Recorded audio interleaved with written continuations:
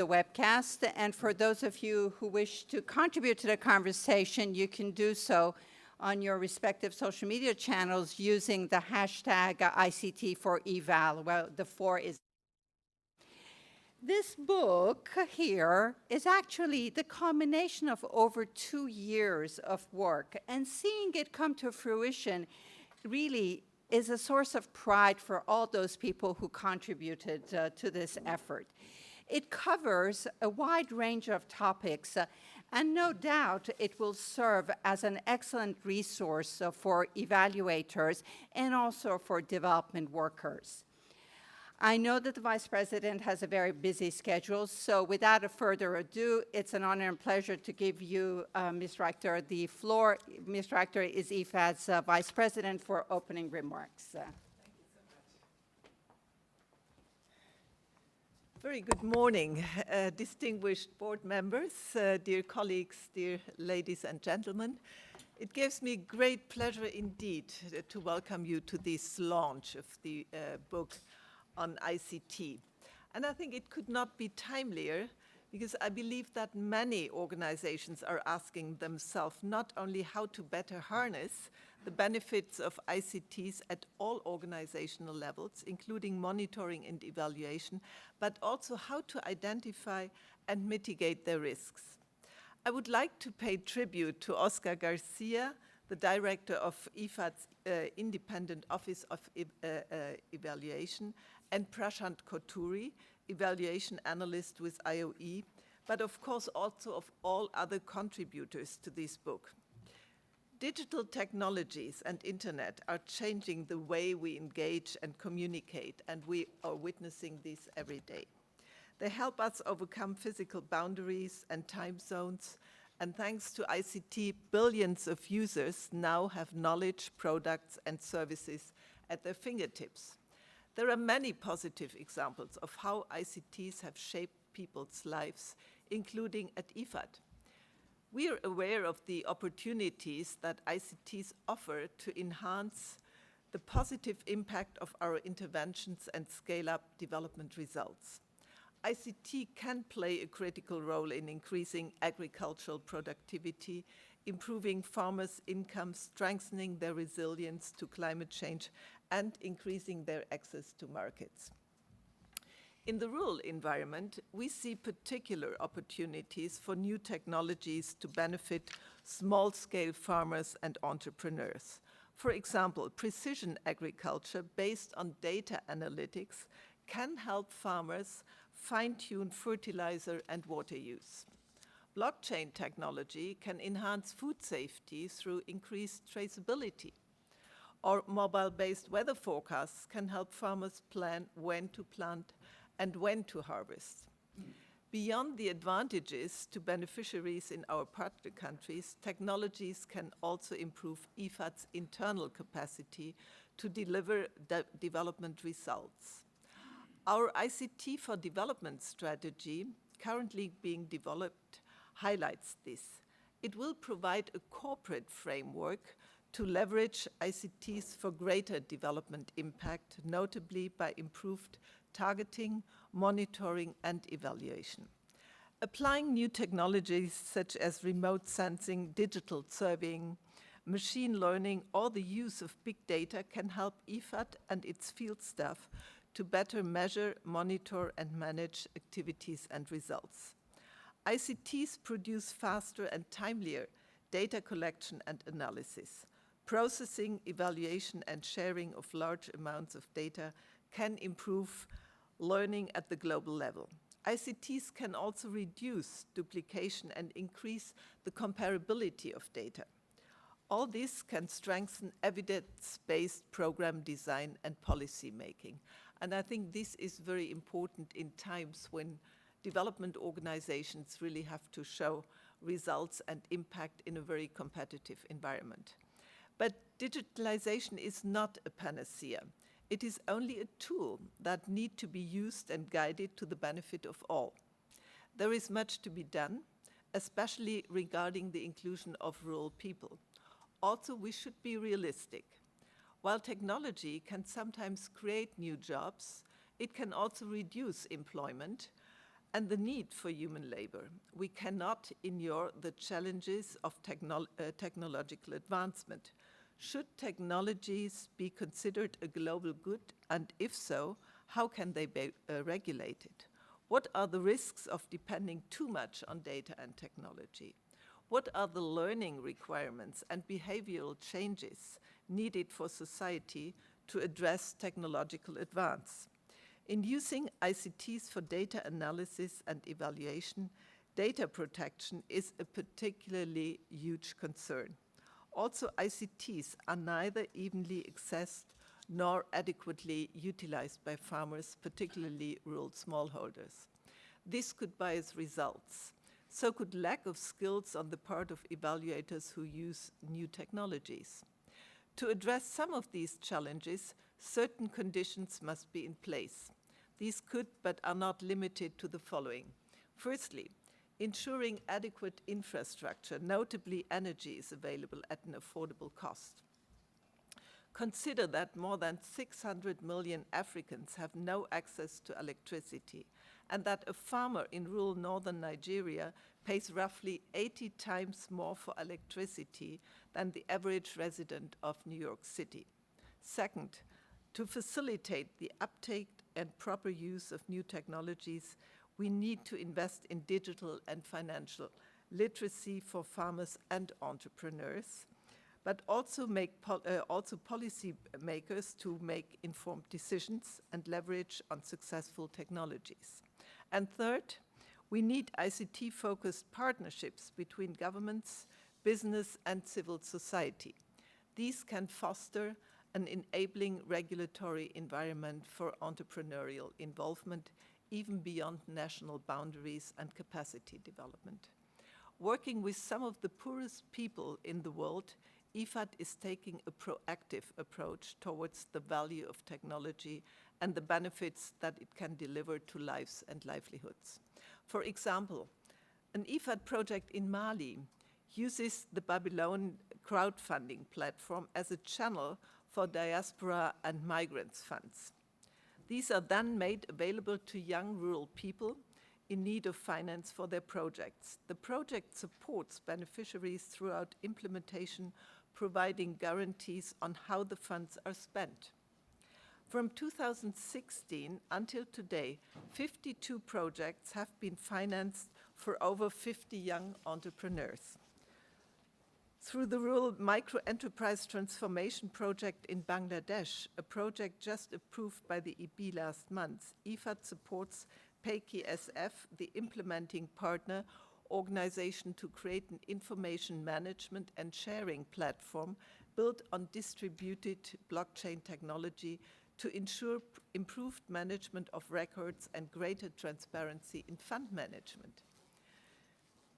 This will allow borrowers, producers, associations, organizations, and others to track sources of funding and to better monitor the detailed credit history of clients. Over time, this will translate into lower interest rates for proven credit-worthy borrowers and will facilitate their integration into the national banking system. In embracing ICTs to improve rural people's economic and social conditions, we are aware of our responsibility to help put the right framework in place. We want countries and small farmers to harness the benefits of new technologies while addressing their risks and minimizing their destabilizing effects. The UN system has an important role to play in providing orientation and fostering political dialogue regarding where the technological journey is headed. Its role should be to accompany technological development in support of countries in need and ensuring that technological change reflects human rights and is people-centered. Once again, let me welcome you to this event, which I'm sure will result in interesting discussion. I'm also pleased to see so many interested people here in the audience and on the webcast. And we are also joined by Allison Evans from the World Bank Group, Murray Garder from the International Initiative for Impact Evaluation, Michael Bamberger, and Ed Gallagher. I wish you all a fruitful and insightful event and exchange.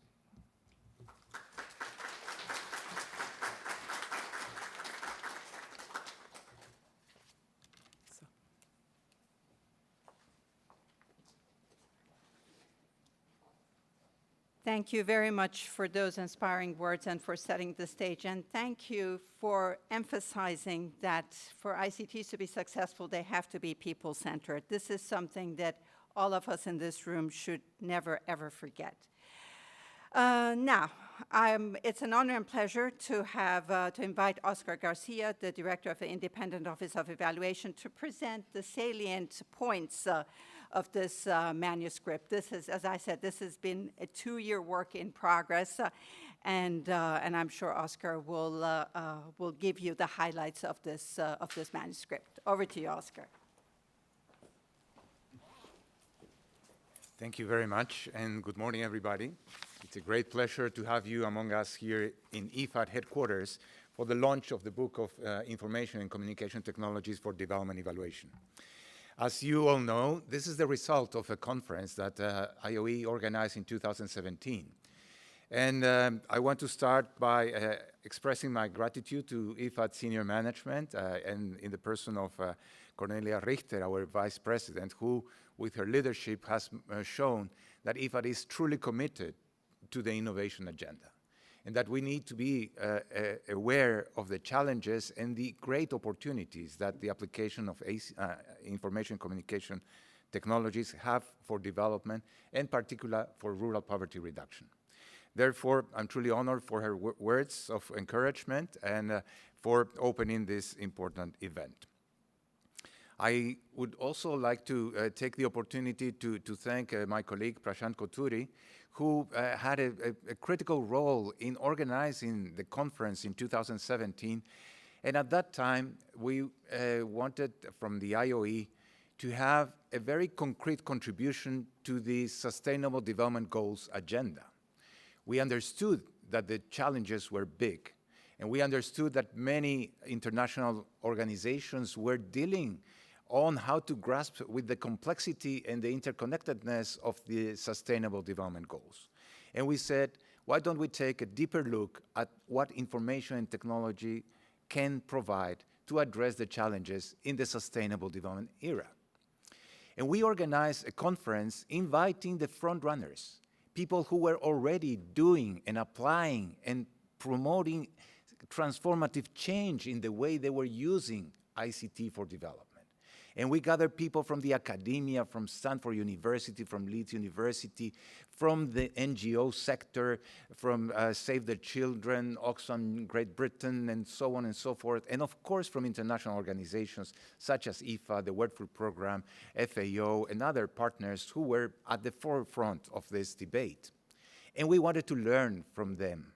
And that is the result of this book, this publication. Some of them were courageous enough to venture into writing some papers and sharing their experience and knowledge. And that's why we have here more than 16 case studies of concrete examples of application of information communication technology to address the challenges of the SDGs.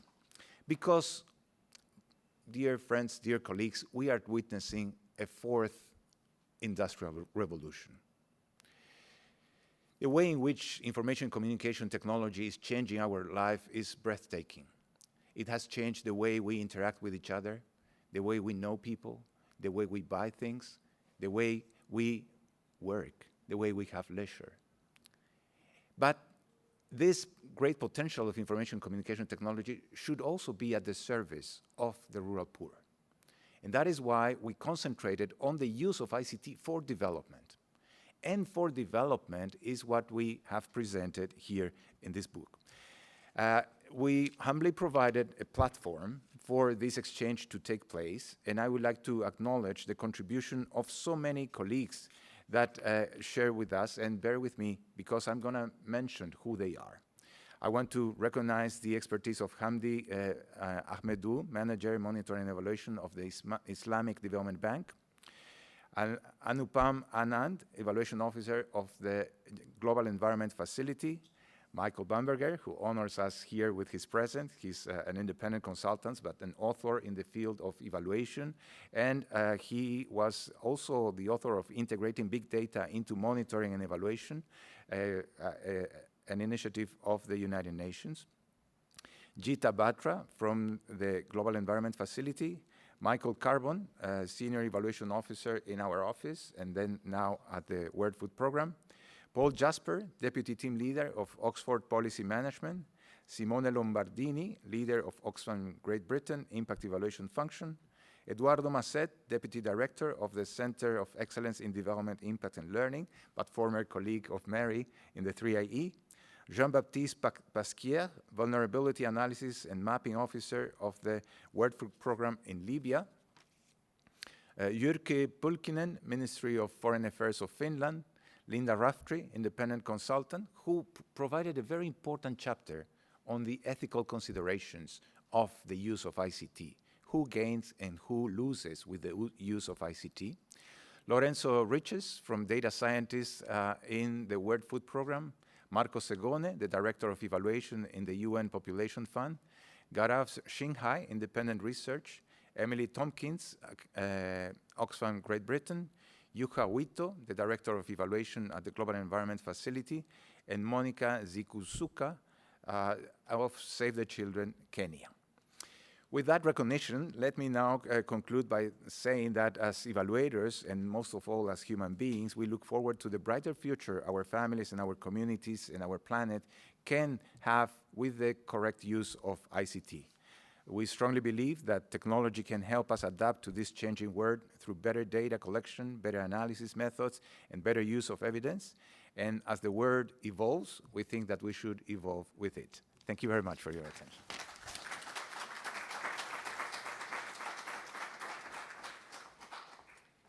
Thank you, Oscar, and thank you for giving a sneak preview of the content of the book and recognizing all the wonderful people who've contributed to it.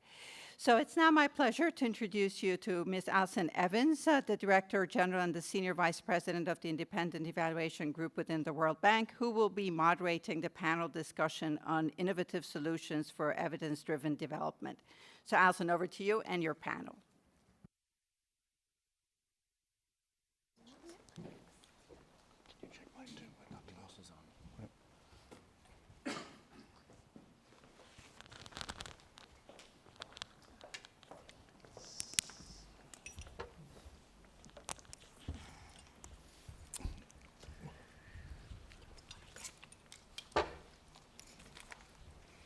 Great. Well, good morning, everyone. Very nice to see all of you here on a Monday morning. I hope this is on. Yes. I hope you can hear me. Good. So it's my pleasure to have the opportunity both to be back here in IFAD and also to chair this panel discussion. The basis for the discussion is very much the book that we're seeing here that Oscar referred to, this really excellent edited volume. But we're going to try and broaden the panel discussion out a little bit to talk about evidence and the role of evidence in driving development and development effectiveness and the space for innovation in relation to evidence-driven development. So we'll be broadening the discussion a little bit. I'm going to ask various questions to our panelists. I'll introduce to you them in a moment, although I'm sure they're all very familiar to you. And we hope to be able to pull the audience in for a Q&A towards the end. So immediately on my left, Marie Garda, who is Director of the Evaluation Office and Global Director for Innovation and Country Engagement at 3IE. But from February next year, will actually be the new Executive Director of 3IE. And I should say she's also formerly IUG in the World Bank. So I'll claim a bit of Marie's reputation, professional reputation. Next to Marie is Michael Bamberger, who I can only really describe as a bit of a mover and shaker in development evaluation. Certainly a really key thinker, has been someone who has really, I think, provoked and encouraged us to keep thinking and innovating within the evaluation field. Trained originally as a sociologist, but spent at least, I think, 2 decades or more at the World Bank, and then subsequently has been independently consulting, but for a very wide range of organizations. And as Oscar mentioned, recently authored the UN Global Pulse report on integrating big data and monitoring and evaluation of development programs. And then Oscar Garcia, all of you will know well here in the room, but anybody watching on the webcast, Oscar Garcia is the Director of the Independent Office of Evaluation here at IFAD. And finally, Edward Gallagher, who is lead officer of the Change Delivery and Innovation Unit, responsible for driving change and innovation across IFAD. Welcome, everyone. So, Oscar, let me just start with you. We actually titled this panel discussion as Innovative Approaches to Evidence-Driven Development. It'd be good for the audience to understand, well, what do we mean by evidence-driven development? And why is that particularly important now? Thank you, Alison. A very good question. Indeed, in the context that we are living, in the world in turmoil, as we see, in the world of the post-truth, where whoever speaks louder gets the attention of the audience.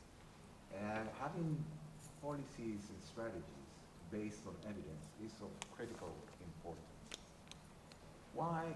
And we need to also reflect a bit that in our institutions and organizations, we strive to do the best that we can do to attain the specific objectives that we want to do. And we usually use projects and programs, the projectized approach to develop. However, now in the context of the Sustainable Development Goals and the SDGs, we see that it's increasingly important to address strategies and policies. And by doing so, we need to be able to provide evidence to the decision makers so that the policies can be informed. And information and communication technologies harness the opportunity to do things that we couldn't do 10, 15 years ago, such as the use of satellite imagery for identifying the real impact on the planet of different policies regarding, for instance, land use or land tenure, just to illustrate with an example. But let me stop there. Great, thank you very much. Marie, let me come to you. And I'm going to sort of pitch a sort of two-part question, if you don't mind. As someone who kind of leads the process of generating evidence for decision-making, what are the different kinds of evidence that you see as particularly important, particularly critical to the agenda as we see it today, context of SDGs, Agenda 2030, and how can and have technological, methodological innovations helped to bring these critical forms of evidence to the fore? Great. And I just want to check, am I loud enough? I'm usually not, so just in case. Thank you, Alison. And first, before answering your question, I just want to really recognize and congratulate Oscar Garcia, Prashant Kothari, Michael Bamberger, and other contributors for a really, really excellent contribution to evaluation practice and literature. I found the book really, really good and sort of holistic in its approach. And I think one of the things for me that makes a good book is it sort of gives you a good overview. You learn things, and you get some good additional ideas. So I just wanted to mention two ideas I got out of your book. One of them was, when you discuss the idea of big data as something that is particularly relevant in context of fragility, of conflict, as in contexts where you can actually not, easily go to the countries.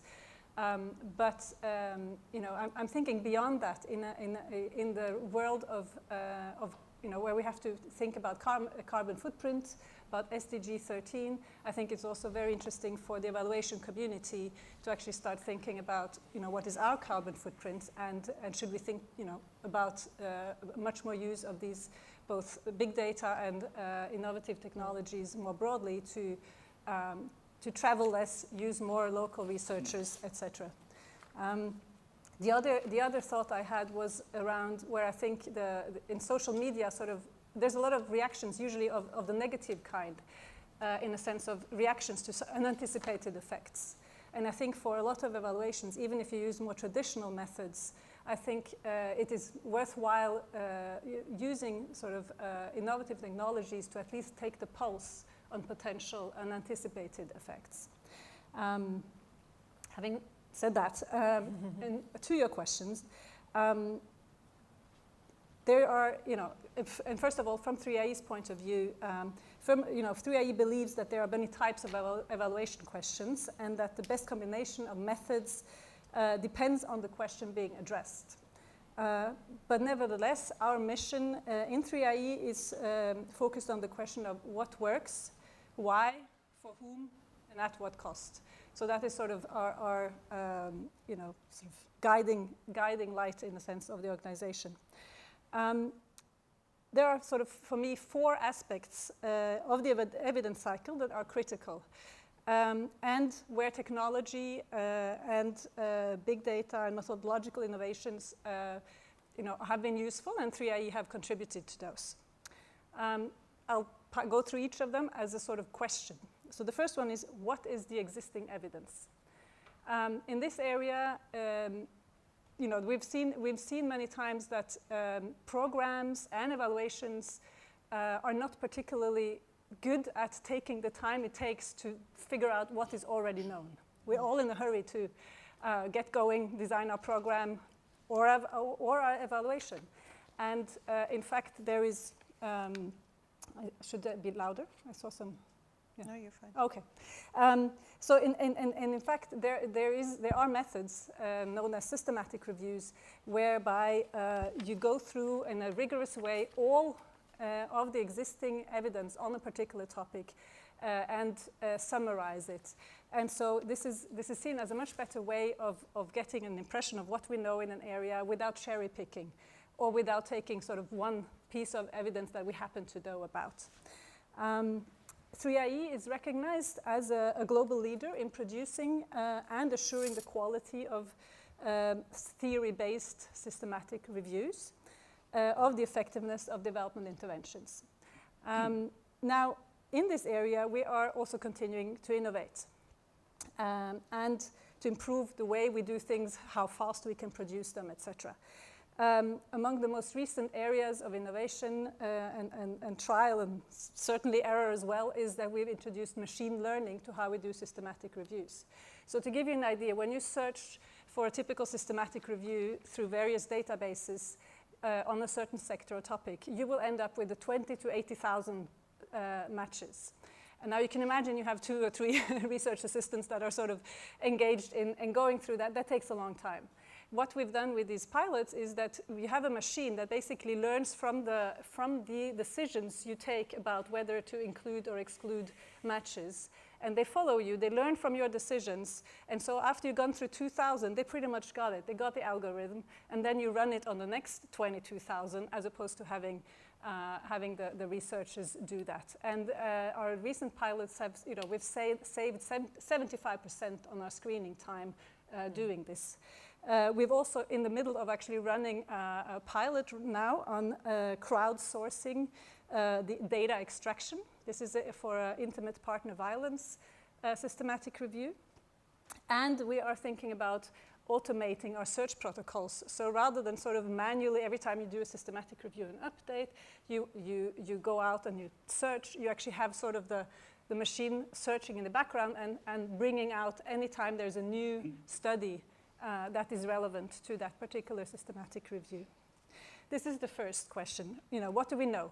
The second is, what is the evidence gap? So 3IE back in 2010 innovated and this basically new tool called evidence gap maps. Now these maps basically are a graphical display of evidence for a thematic area organized around interventions on the y-axis and outcomes on the x-axis, from sort of early outcomes all the way to impacts. And what is mapped there are all existing both impact evaluations and systematic reviews. And what this tool does is it actually gives you a very quick overview as to where the evidence is, but also where the potential gaps are. Now, we didn't stop there. We have more recently innovated in this space of evidence gap map. We have, so far, 3IE has produced about 15 evidence gap maps on various sectors. Now we have started doing country evaluation maps, where you actually look at, for SDGs in a certain country, you mapped both impact evaluations and process evaluations relevant for that country. We also And this is, thank you for bringing up, we also have now even a map of maps. There are so many maps that we have a map of maps. So this is sort of like a Pandora's box. This is a map of maps of basically organized according to the SDGs. And what you will then see basically is if you look to the way to the right, you have the SDG 13. If we scroll down a little bit, or if you were to scroll down, you see that it's pretty empty. We all know it, but this is a visual of it. Now, if you had gone to the SDG 2, which is very relevant, agriculture, nutrition, etc., very relevant for IFAD, yes, and if you can go, let me see. Okay, we already gone in. So basically, if you go into that one, and you see all of the maps for a certain outcome, and then you can hover over it. There you go. And then you see all these are maps, and then you go into the first one, and that is actually a map that opens up. And within that map again, this one is on land use, change, and forestry, done by my colleague Birte Snilsveit at 3IE London. Within that map, you see impact evaluations and systematic reviews. And again, each of these is clickable. So you get basically a very good overview of these. The latest map we are doing is actually a map of big data. And so we are basically doing the SDGs on the x-axis, and on the y-axis, we look at different sources of big data to see where big data have been used to measure outcomes for that SDG. And the reason partly why we are doing this, and this is commissioned by CEDL, the reason why we're doing this is we think this is actually would be an interesting evidence program in the future to sort of promote the use of big data and see how we can sort of promote this area of work further. Now, once we've seen the gaps, once we've seen what there is, then we have to fill it. I'm not going to say much about it, but this is basically, 3IE is also at the beginning of commissioning and doing impact evaluations using big data. Until now, it's been mostly in the area of agriculture, let me see, evaluation and infrastructure. So those are the main areas. Finally, evidence is nothing if it's not used. And so the last area is how do we get then policymakers and others to use evidence? And part of the answer to that is to make it available. Because as I said, no policymaker is going to go through 80,000 hits going through Google Scholar, etc.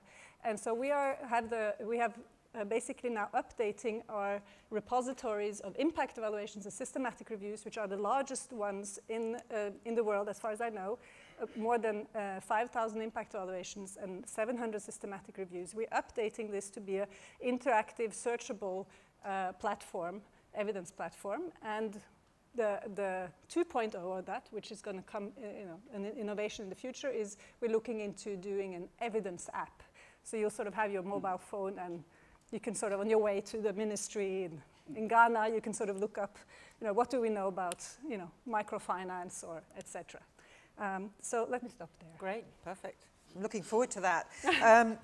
Thank you, Marie, and thank you very much for sort of setting out that landscape. And you gave us a nice teaser for the next question, which I want to ask Michael, which is about big data. I think increasingly today, if you don't kind of put big data in a sentence, you aren't feeling like you're really at the cutting edge. So, Michael, can you help us understand a bit about the sort of hype around big data? And also, how does it relate to evaluation? Why should we as evaluation be spending our time thinking about big data? You can have the mic, please.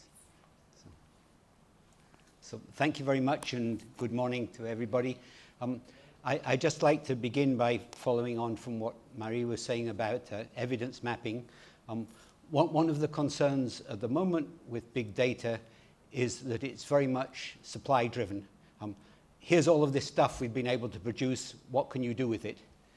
And in the evaluation field until now, there has been very little focus on demand driven, of identifying what are the evaluation questions you need to address, and then looking at whether the information is being generated.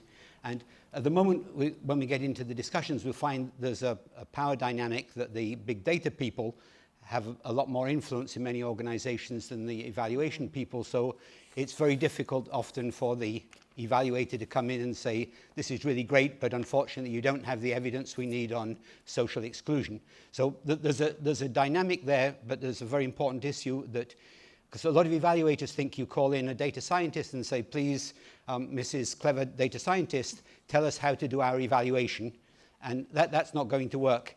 It's like bringing in an expert on sample design and say, please tell us how to design our sample, without giving them an orientation, what it is you want to study. So hype is something which we'll come back to several times probably during the day. And I just put in a note here, beware of hype, and we'll come back to that. So just very briefly, demystifying big data. Probably most of the people in this room know a lot more about it than I do, but a lot of people talk about big data as being the 3 V's. It's massive volume, which is too large to be able to analyze on a typical office computer, so it's huge. It's very fast. A lot of the data is generated in real time or in very short time, and there's a big variety, the 3rd V, that you can analyze data from photographs, from text, from satellites, from PDF documents, from phone records. So because you convert all of this into a digital form where you have zeros and ones, you can do this equally well with a photograph as you can with text. So you have the volume, you have the velocity, you have the variety. Another characteristic is that a lot of the data is non-reactive. If you're doing a survey, you go out and ask a farmer questions about their income, and the farmer is thinking, should I say I've got a high income, so I'll be eligible for access to a program, or should I say I've got a low income, I'm very poor, please give me this service free. So the fact of asking the question changes the way that people respond, whereas with a great deal of big data, the data is already there, and the fact that you're using it doesn't, in most cases, change the data, so it's non-reactive. You can also generate very sophisticated kinds of analysis, which is more difficult to do with conventional evaluation methods. So those are some of the characteristics of big data. Another one which is often not mentioned, which is really critical, is you can have very disaggregated analysis. If you look at the way evaluators are trained, they're almost obsessed with trying to see how can we reduce our sample size to the minimum, because data is so expensive to collect. So very often you just end up with a sample where you can only do analysis at the total population level. If you try to disaggregate, your samples get too small. So the fact that with big data you can very often cover the whole population means that you can get very granular data. You can get down to the small group. You can often get down to the individual. So it's a completely different kind of analysis which you can do compared with conventional evaluation.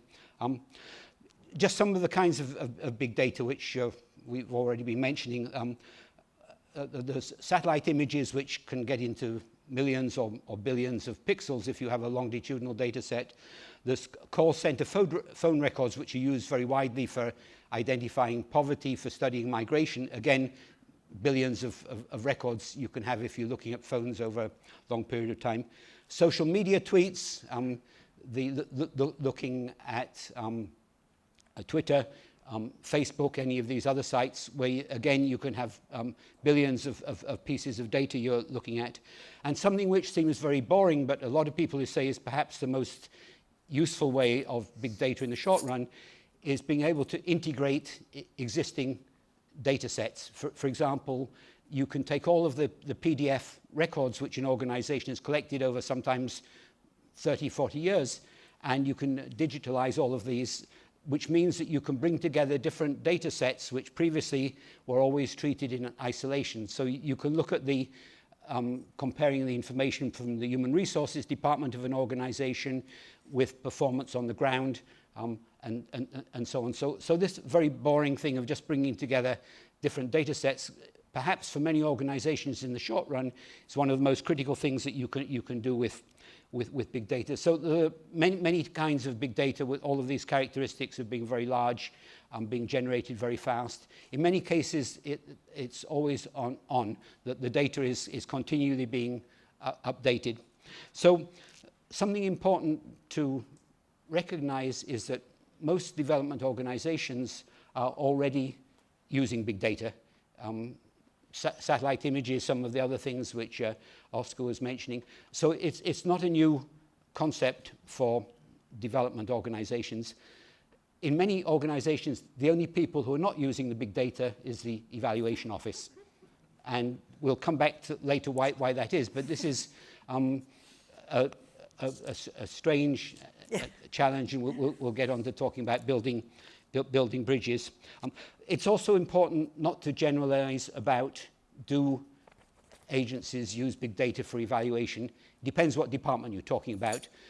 Departments like education, health, some kinds of agriculture are used to using big data sets, and so they feel much more comfortable of using this for evaluation. But if you get into things like government, human-generated development, often this is new and it's much harder to get into. But each of these areas has a completely different way of using data. If you look at how education people evaluate programs, completely different than how agriculturalists evaluate their programs. So we can't just say evaluators do or don't use big data. It depends which sector you're looking at.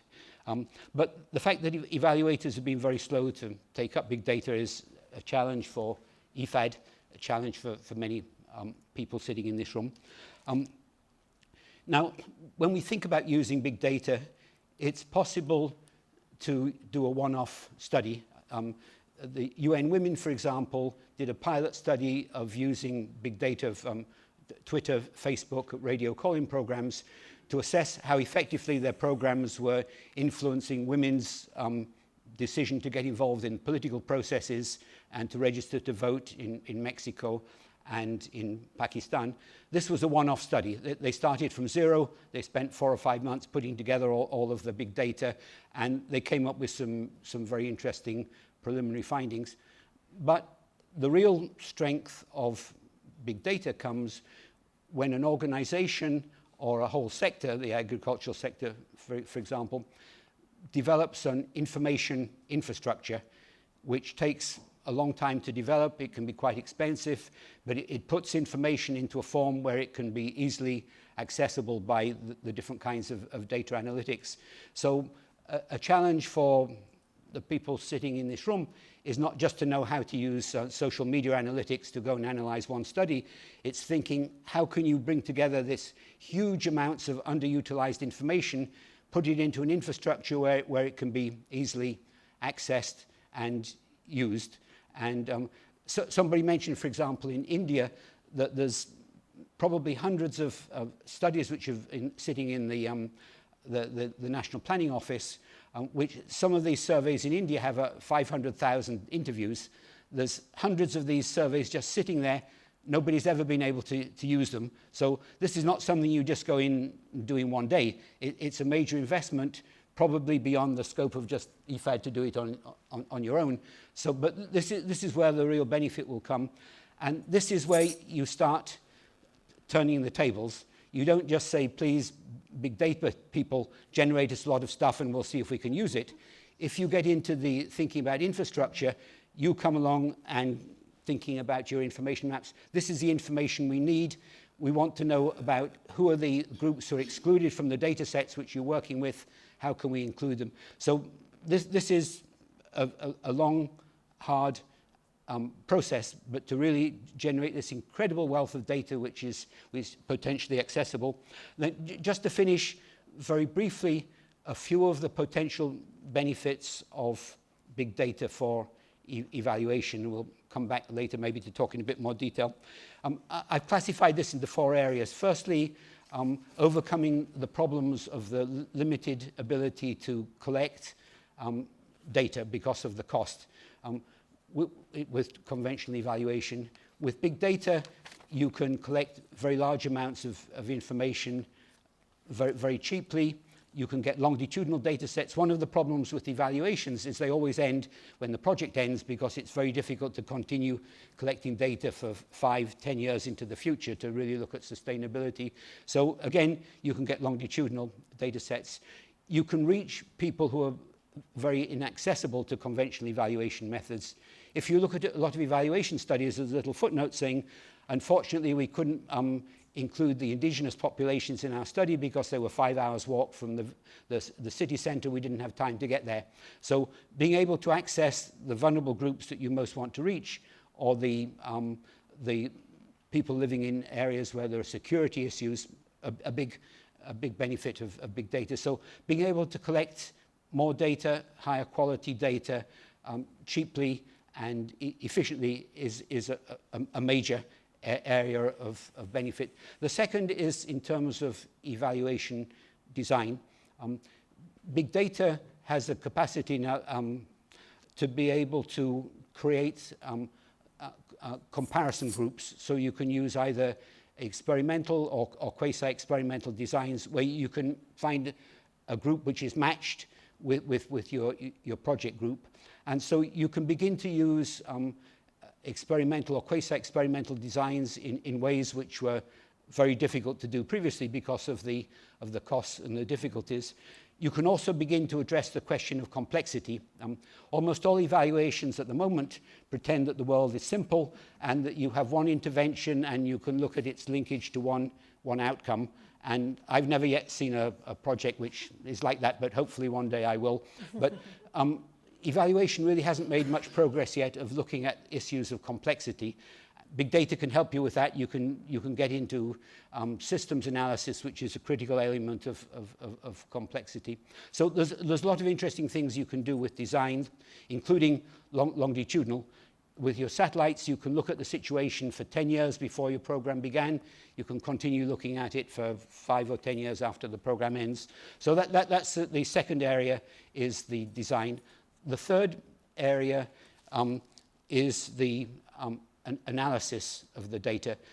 You can analyze data much faster, but you can also bring in new kinds of data of predictive analytics, the kind of things which Marie was talking about with artificial intelligence and data mining. So you can get into very much more complicated ways of looking at prediction and analyzing complex relationships between large data sets. This is one of the big bones of contention with evaluators, that they claim that the wicked big data people don't understand the difference between correlation and causality.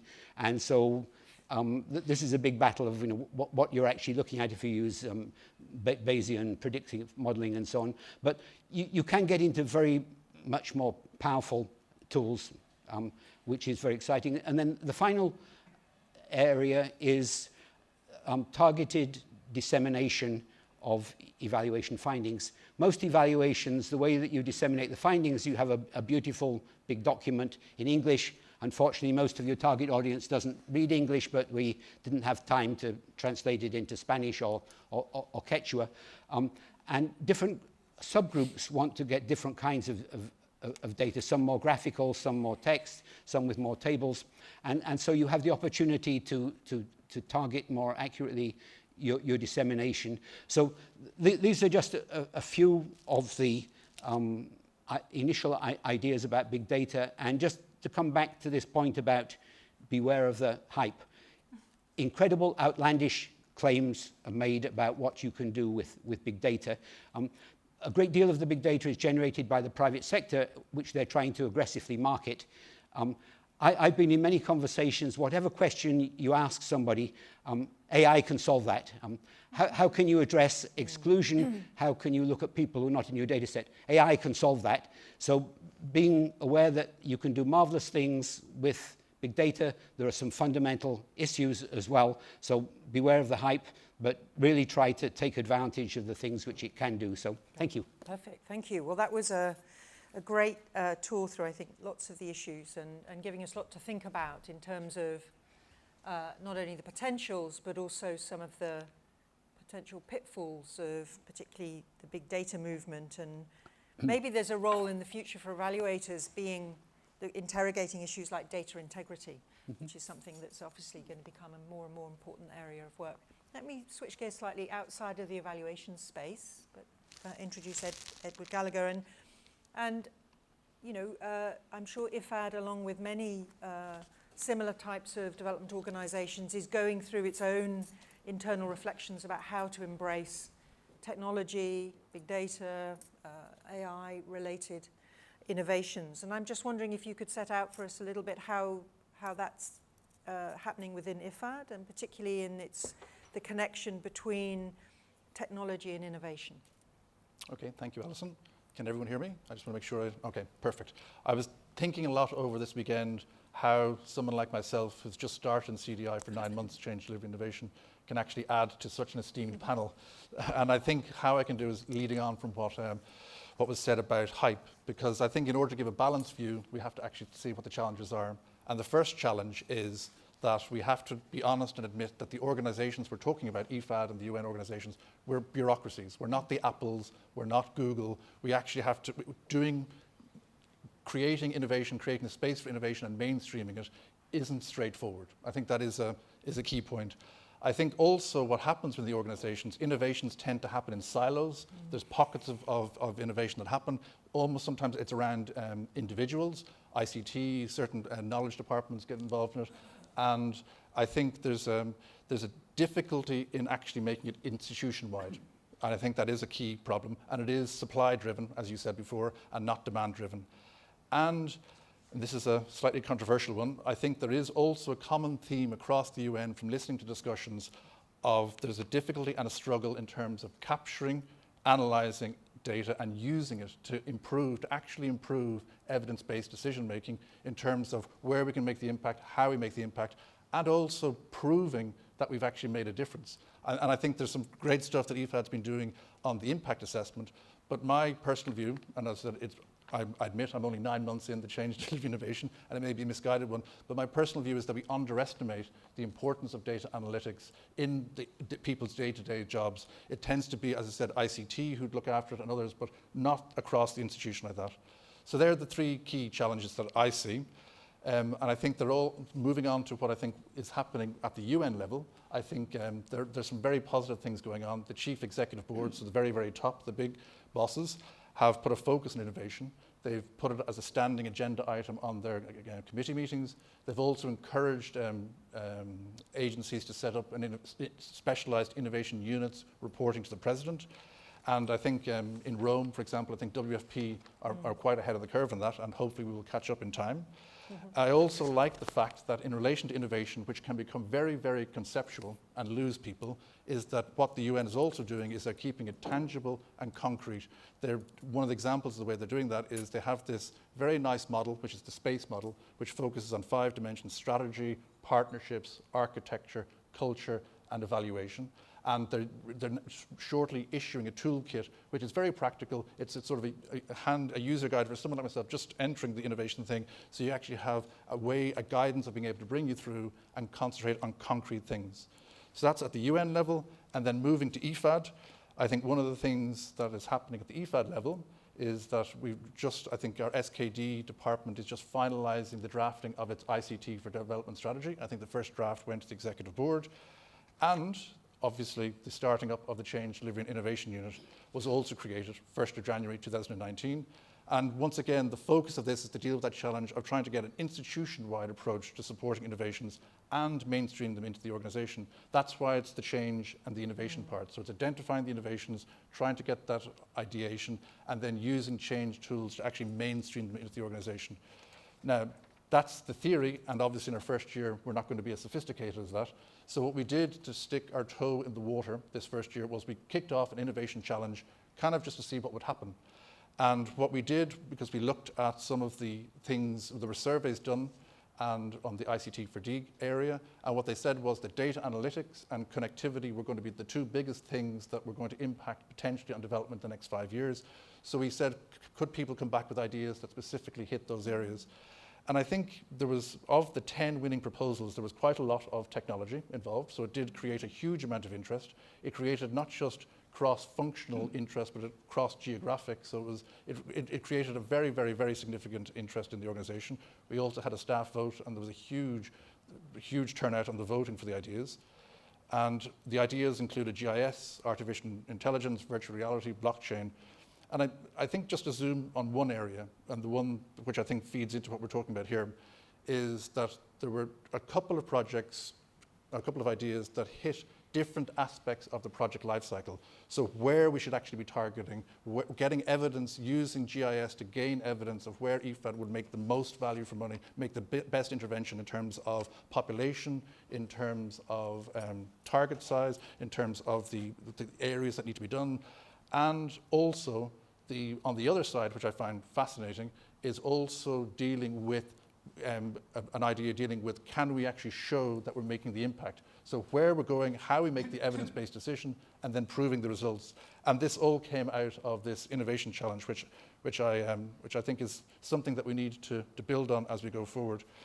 I mean, this is the reason why I'm excited about it, because I think it goes to the very, very core of what IFAD does. Yeah. Because we have to know, we have to have the evidence to make the decisions of where to go, but we also have to prove it more and more with the way things are going with donors, with governments, private sector. You have to be able to prove it, otherwise it didn't happen. And then the other point of this is that by creating an experimental space to test new approaches, IFAD is then more able to quickly identify evidence-based methodologies that will also continue in the evolving theme. So one of the things that I liked about the Innovation Challenge, for example, is that people came back and said, that idea that won on the GIS, that has made me think of another idea and another idea. So it's kind of almost a self-fulfilling prophecy. So, as I said, I started with the challenges. I tried to move away from the hype, but then moving from what IFAD is, or what the UN is doing, supporting innovation, and then what IFAD is doing, I think we're actually trying to move in a concrete, tangible way forward, and then in a situation where we can prove results. Great. Thank you very much. And it seems like a very dynamic and energetic time. And it does make me wonder whether evaluators are slightly losing pace here. And maybe we can come back a little bit to reflections on why it appears, and I have to be careful in how I say this, but it appears that the evaluation profession maybe is not quite at the curve and maybe a little bit behind the curve, and how we catch up. But before I do that, the book has within it a number of kind of interesting reflections on some of the potential cautions that we need to be thinking about, Oscar, in relation to ICTs and development evaluation, and potentially the role of technologies in development writ large. I just wondered if you could highlight perhaps some of those areas where we need to be going in with our eyes wide open in relation to embracing these kinds of technologies. Thank you. Thank you, Allison. Yes, indeed. It offers great opportunity, but also some important issues to be aware of when using ICT for development, I would say in general, and ICT for evaluation in particular. And one of them is related really to the political economy of this situation, in which data is being generated, as mentioned by Michael, even without you knowing about that, you're generating data. And therefore, it's important that when we make use of that data, we do it in a way that really does not increase the current inequalities. Who produces, who uses data is one very important question that should lead to considerations of privacy, security, which inevitably will lead us as a community, as a development community, to the strengthening of ethical systems for handling information generated remotely. In doing so, it's important to question also the quality of the data in terms of whose reality is not being represented. I mean, not just what you get out of it, but also what you do not get from that particular set of data, either by lack of access of technology, lack of, some of you, the Vice President mentioned about the sheer number of people who still does not have access to electricity, right, in the world, even less to the use of ICTs. However, even in the most remote areas, we have seen that the use of mobile phones is quite spread out. Therefore, it's very important that in building these bridges that Michael was suggesting with other communities, including the ones who produce the big data, it is important that we caution about the ethical dimension of the use of the data. And I was teased by your comment about evaluators being behind the curve.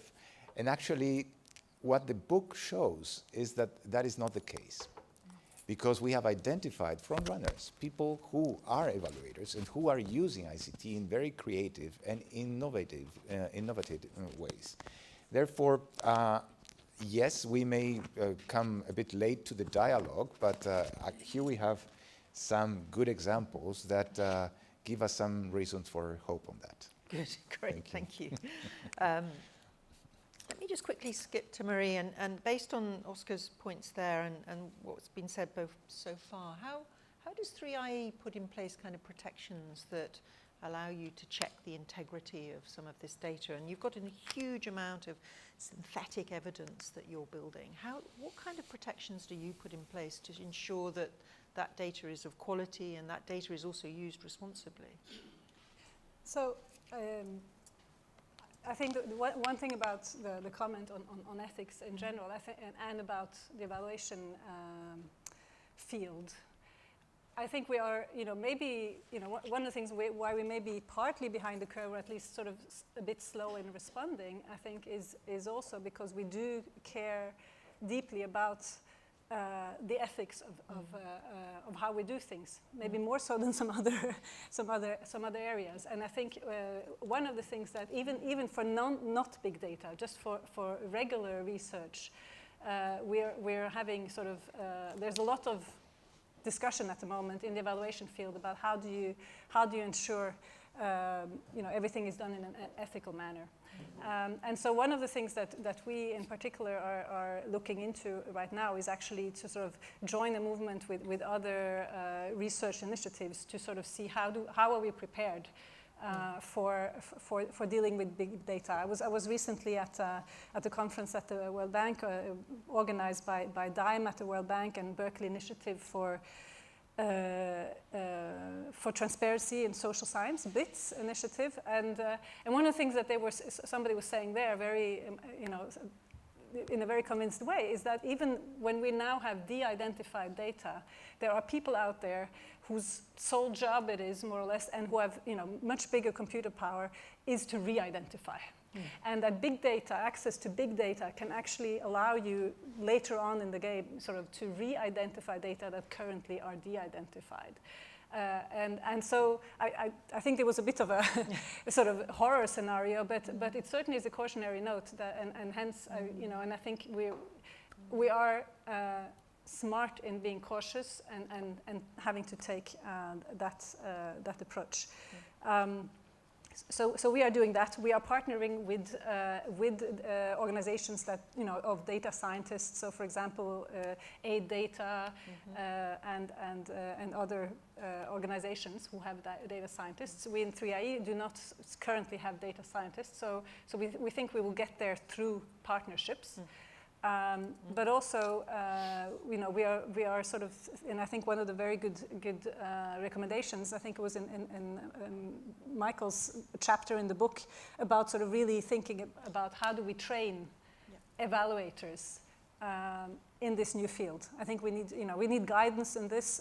We don't have it yet, detailed training sessions. So all of that are things we're building on. As to how we sort of currently do things. I mean, 3IE, we're sort of known for our quality assurance processes, whereby we bring in the relevant competence, both from internally in 3IE, but also externally through a whole, large network of specialists around the globe. So that come in as external peer reviewers, etc. And that's through each phase of evaluations. So that's something we build on as well. Great, thank you. So Michael, am I right? Are we behind the curve as evaluators, or is that an unfair characterization? And if we are, why do you think? I think yes. In many sectors, there are many examples, as we have in the book, of cases where evaluators are using big data. But as a field, I think that there are a lot of areas where evaluation is behind. And I've got a few thoughts on some of the reasons. One, I think as a profession, and there's many exceptions, but as a profession, the evaluation profession tends to be very conservative in that it spends a great deal of time trying to generate very high quality representative samples of data, which they then wish to continue to use. For example, the traditional evaluation design is of a pre-test, post-test comparison, where you have to use exactly the same measures before and after to see if there's been any changes. Unfortunately, the world is changing, programs are changing, so a lot of the things you were asking 5 years ago may no longer be relevant. So there's one of the issues is that a lot of data scientists, their data is continually changing, whereas evaluators like to maintain the data. They invest a great deal in trying to ensure it's of good quality. One of the sayings of a lot of data scientists is all data is bad, all data is biased, it doesn't matter because tomorrow we'll have new data.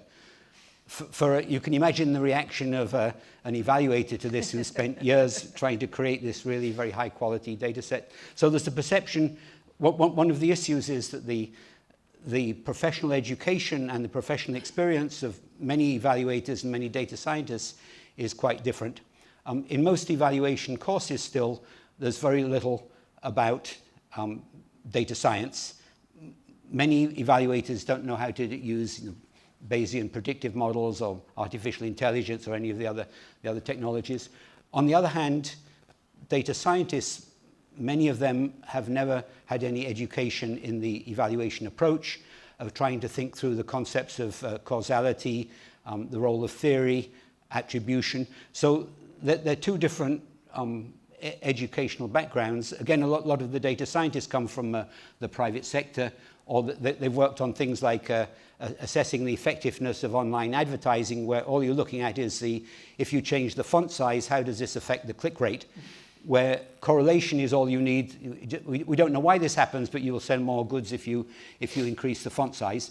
Whereas for evaluation, understanding why things happen, causality is absolutely critical. So there's a lot of fundamental differences in the approach of data scientists and evaluators, which is going to be a big challenge when we try to work together. Then things may be changing a little bit. When I did the study for the UN Global Pulse about 3 years ago, we found that in many organizations which had an evaluation office and were just setting up an innovation or a data center, the two didn't talk to each other very much.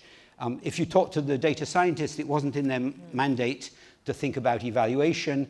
And if you went to the evaluation office, we haven't talked to the data scientists yet. So institutionally, and this was 3 years ago, but last week I was talking to a big foundation which is really promoting data science and got some very exciting things going on. And I asked, how do you address evaluation? We haven't thought about that yet. In one of the big bilaterals who are really aggressively promoting the use of technology in their programs, they haven't yet thought about how you would evaluate the effectiveness. So there is still a gap between the two fields institutionally. Then there's the sad fact that most of these beautiful data analytics procedures don't work in most countries in the world where you just don't have data. So obviously there's a whole continuum, but you need a lot more data than many countries have access to or can afford to generate. So that's obviously a big challenge. Then there's obviously the costs of setting up a big data system. And one of the things when you talk to a lot of evaluators is they say that their management doesn't really see the justification, the value added of putting a lot of money into developing big data for evaluation. So just making the case of why would it be worthwhile investing in big data can be a challenge. Now, we made the point about the big data. A lot of it is supply driven rather than demand driven. So a lot of people get excited trying to use the big data, and then they find it doesn't always have the kind of information which they want. Again, no, this varies, but that can be an issue. Then one very big structural political issue is that a great deal of big data is generated by the private sector. It's very aggressively marketed because this is a profit-making initiative. And so one of the really big questions to be addressed is whether big data is going to be a public good or whether it's going to be proprietary, as a lot of it is now, and sold for profit. So this is going to be a big challenge, just particularly as so much of the initiative, the innovation still comes from the private sector. So that's a big challenge of what is going to be the future of control and use of big data. And one area where this is already becoming a big problem is the question of the algorithms which are used for automated decision making. Many banks, many universities, many police departments now use these algorithms for deciding who's eligible for a loan, who should be accepted in the university, where the police should focus their resources. And many of these algorithms are proprietary. The organization that's selling this algorithm to the police department, to the city of New York, to the university, they won't tell you what are the indicators which go into this algorithm. And this is confidential information. And there's a couple of very good books, one called The Weapons of Math Destruction, MATH, which systematically goes through showing a lot of the major issues which have come about because of these proprietary algorithms. Just one very brief example to see this is not just some academic quibble. The city of Cincinnati in the US, they wanted to improve the efficiency of identifying people who weren't eligible for welfare payments, but who were receiving them. So they came up with this very fancy algorithm, and they eliminated more than 500,000 people from the welfare rolls, and they were delighted because this showed how efficient they were and how much they were reducing costs.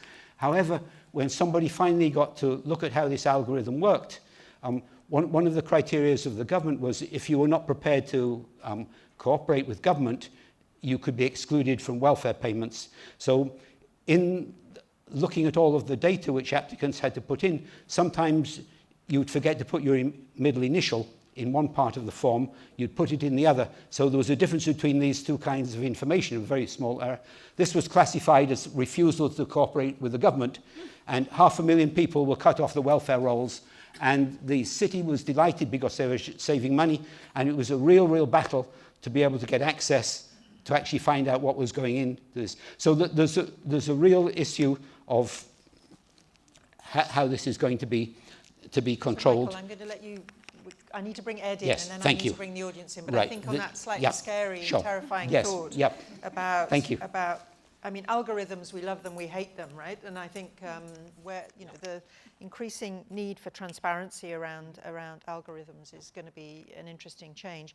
Ed, just to bring you in towards the end, before I go to the audience, about innovation, the importance of data analytics, the importance of technology, but ultimately we're talking about organizational and human systems of change. And I'm just wondering how you, from your interestingly titled Department of Change, Delivery and Innovation, see the bridge that's required between getting on board with the power of technology and new data, but embedding it within essentially a human organizational context.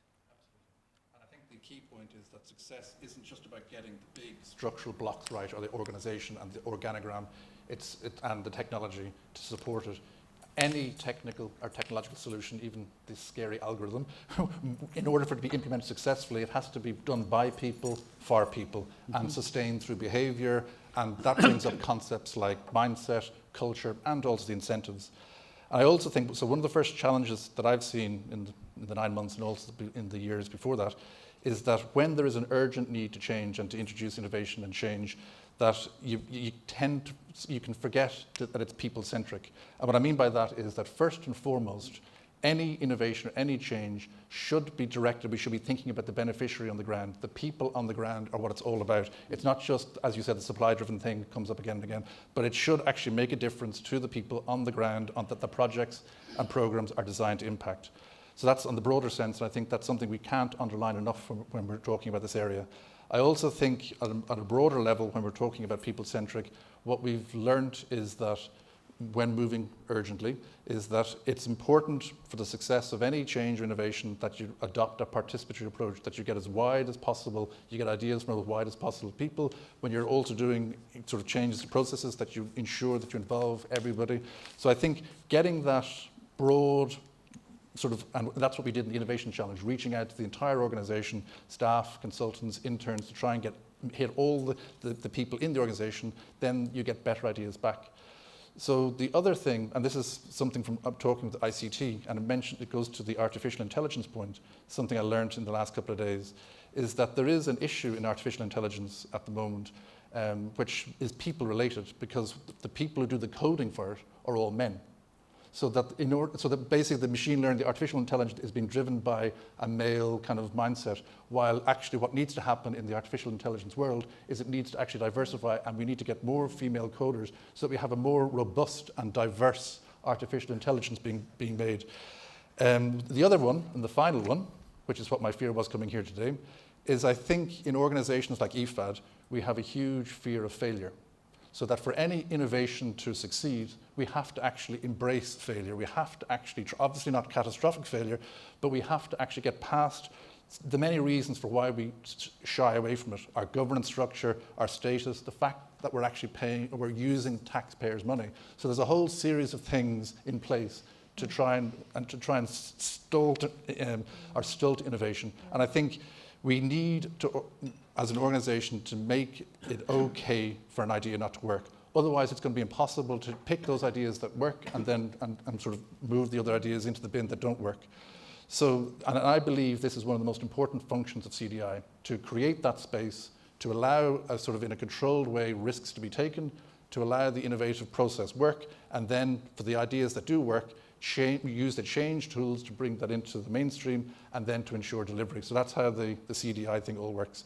It is very, very early days, which is why it's very good to learn from the very esteemed panel. Great, thank you so much. Well, I want to thank everyone for their contributions to that discussion, and I'd like to offer the chance for our audience who've sat patiently through that to see whether they have any comments or questions. But just two things on my mind as you've discussed, aside from the importance, increasing importance of data inclusion and data integrity, which I think are two issues that have come out quite importantly, one is to the extent to which ICTs have the power to actually change the production function underlying evaluation, and whether we've got a grip on that, and whether it's kind of happening to us or whether we're driving that. The other is, does it change the boundaries between evaluation and monitoring? We haven't talked much about monitoring, but I suspect there may well be, in the future, a need to reevaluate the boundary between evaluation and monitoring, linked to the power of ICTs. So let me open if there's a comment or question. We haven't got a massive time, but I've seen one down here, one at the back there, and one there, and one at the front. So keep your interventions quite short, please, because we'd like to maybe have a couple of reflections. Yes, thank you. Good morning. My name is Carlos Tarazona, and I think I also wanted to comment on that point that you raised now. And it's actually a point that has been a matter also of reflection in previous discussions, which is this connection between the ICT monitoring and evaluation, we, at least in FAO, I mean, I've seen some examples where I see the benefits of ICT because it make our work also faster. No? Once we have access, for example, to satellite imagery, we can see how the results are actually in the field. No? But then that's good for monitoring, but doesn't actually answer the question of why did that happen? What the change that you are seeing now, the satellite imagery, is due to what? And this is, I think, where the world of evaluation has probably other tools also to answer that fundamental question in evaluation. Thank you. Thank you. Can I come down to the front row here? Over this side, front row. And then we'll go over this side. Thank you. Thank you very much, moderator and panelists. Thank you. Good morning. Good morning. Good morning. Thank you. I think we're in two different worlds. One, the fast-moving world of ICT and all the innovations you can think of. And then the world where this is being rudimentary because there's no infrastructure to back up ICT usefulness. And IFAD works in those areas. I know that we are not going to ask development to wait for anybody, but there must be a concerted effort by governments, UN agencies, and institutions, including foundations, to see that data is critical to decision making and implementation of a better world. Two quick ones. One is that, thank you, Mike, for your experience and all you've told us. However, I believe that bulk data is not helpful in the sense that it's not reactive. We're dealing with human beings. And the ultimate thing is to get to the closest of all situations. And for Marie, well, the SDGs happen to be for the whole world. But the success or failure is going to be on the ground. So, with data not being authentic or missing, how do we get around this? Okay. Great. Thank you. Thank you. So I've got Ashwani at the back and then this gentleman here at the second row.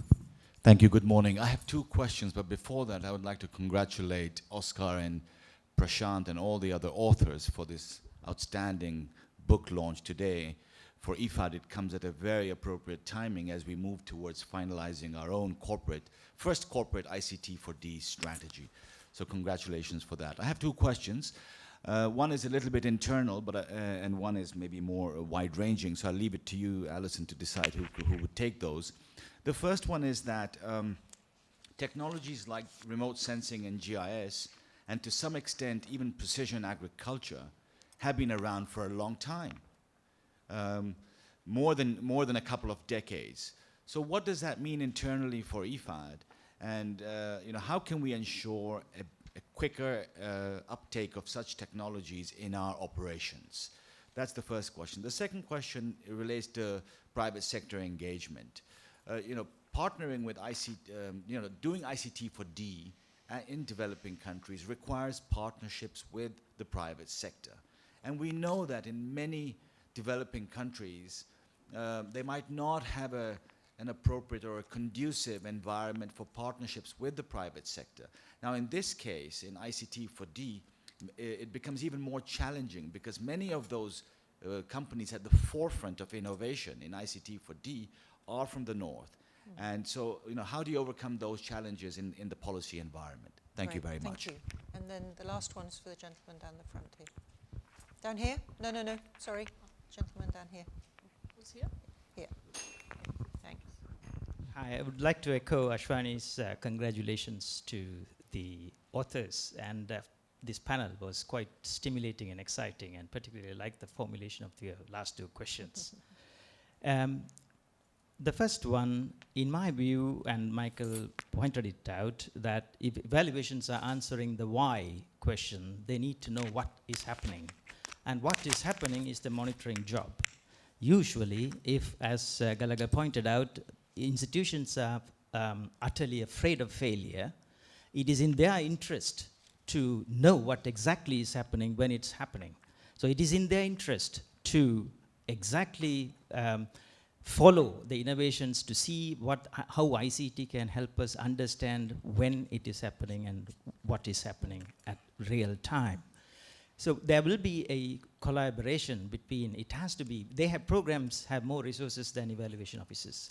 So it'll be in the interest of program units, in collaboration with the evaluation units, to formulate the monitoring approach, answering the hypothetical evaluation questions that may arise at the end of the project.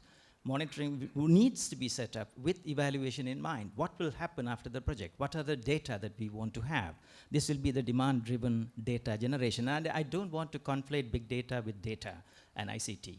ICT can take many forms, and whatever forms that it can, program units, remote sensing, or whatever it takes to set up the framework within which a good evaluation can function, give the data, and split the resources accordingly, human resources and financial resources. The second point about production function, and if I may go back to, rather than the economic definition, Marx's definition of production function, and look at relations of production, this is where I think evaluations need to change. Evaluations are not fully recognizing the complexity of human response to development interventions. Michael's point again. Mary pointed out that the unintended consequences are a good way of capturing downward accountability.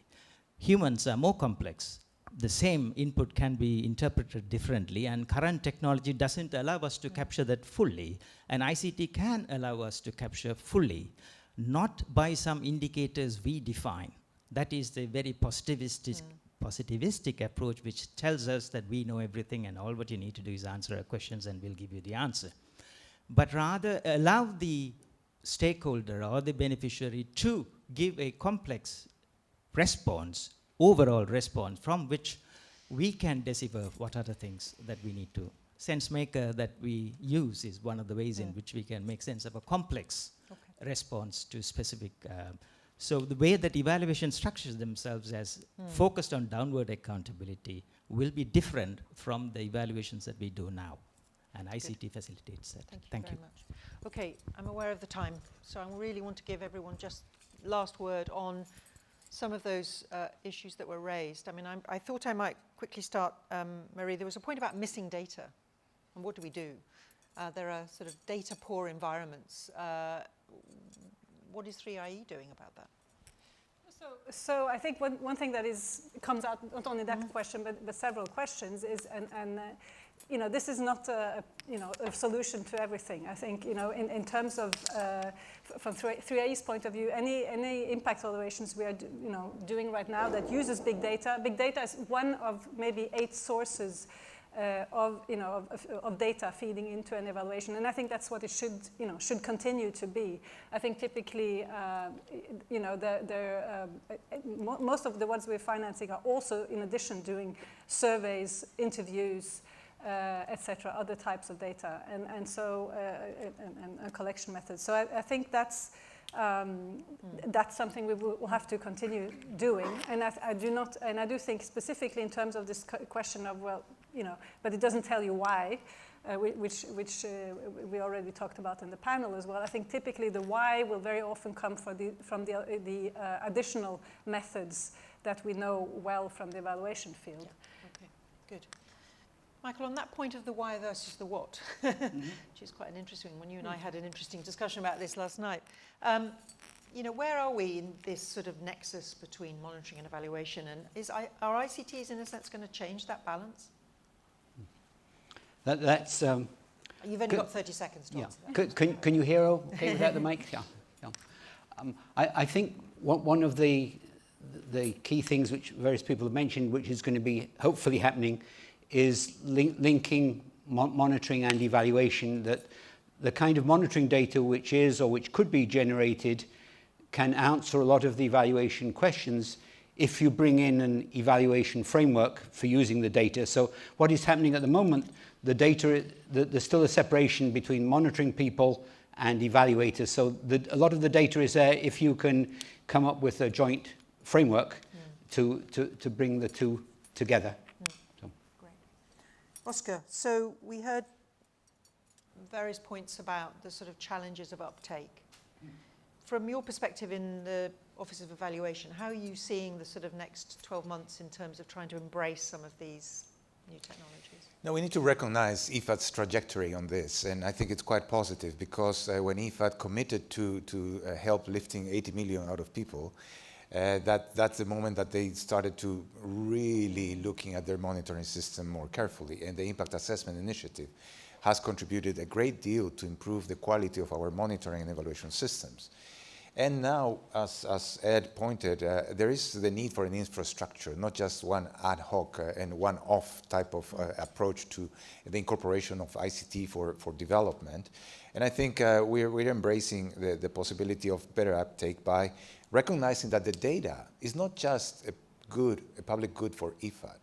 It is mainly for our member states and for our beneficiaries, because nowadays the accessibility to the data is available for everybody, and we still need to think how to use ICT not just to produce and process data, but also to disseminate, so that the data can produce that transformative change at the end of the development process where it really matters, and really help the communities to keep decision makers into account.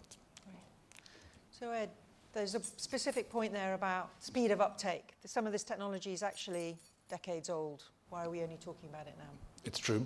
But I think one of the key differences that I'm seeing at the moment, and this comes from Ashwani's question, is while in the past, GIS, all this kind of stuff was seen as cool, and it was kind of, as we said before, supply driven. It was the ICT guys playing with the toys and divorced from the rest of the organization. Now what we're seeing is that bridge being built. So what I mean by the bridge is that some of the stuff that's coming out of the GIS stuff now is actually feeding into COSUPs and design documents that are actually going to go to the executive board. So you're not just sort of crunching around doing intellectual stuff just for the sake of it. You're actually taking the data as part of the innovation challenge, and you're actually then moving it into the upcoming COSUPs and design. So that's something, keeping it tangible, keeping it concrete, and building that bridge. I think one of the other, I see Lumar from ICT is in the audience. He's actually just recently predicted what the best site was in Cabo Verde for a desalination plant. So then that feeds into an RTA negotiation. So I think it's keeping it tangible, keeping it focused on the ground, and making sure that yes, there's space for innovation, but as we move slowly along the maturity and sophistication path, that we make sure that we don't lose sight of what we're trying to achieve. Fantastic. We kind of need to wrap because we've sort of exceeded our time. Have you got 5 seconds? Evaluate. That's what, so the point is, I think also, all the skepticism that we also share with some of this, the best way to find out about it is actually to do it, do it traditional style, do it with new, new data, new methods, and learn from it. And I think that would be quite useful.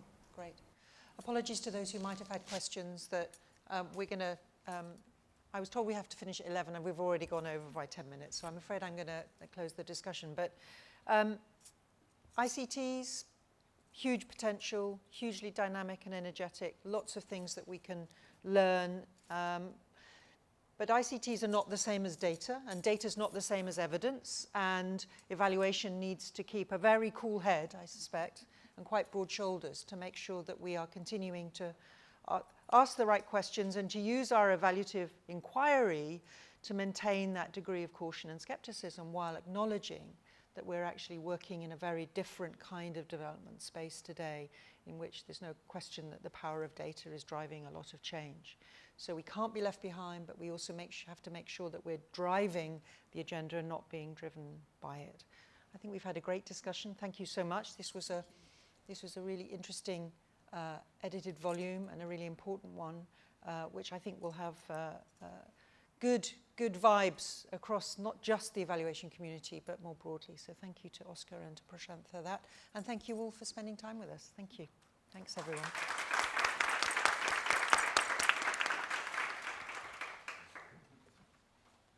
Thank you very much, Allison. Thank you to the panelists. This was indeed very inspiring. And I do hope that what Ed was talking about, the culture of failure, gets ingrained within the DNA of this organization, not only here, but most importantly in our projects and programs, because that's where the failures do happen, and that's where we do not talk about them. So may I ask Oscar to give the closing remarks? And thank you very much for your time today and for this very stimulating conversation.